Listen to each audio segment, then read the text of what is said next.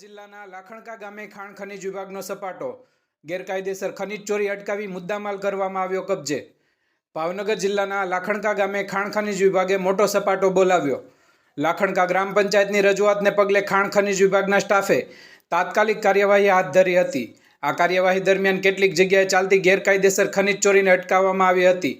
તપાસ દરમિયાન ખાણ ખનીજ વિભાગે ચારણા, વરમ મોટર અને કેબલ સહિત અંદાજે 3.5 લાખ રૂપિયાનો મુદ્દામાલ કબજે કર્યો હતો।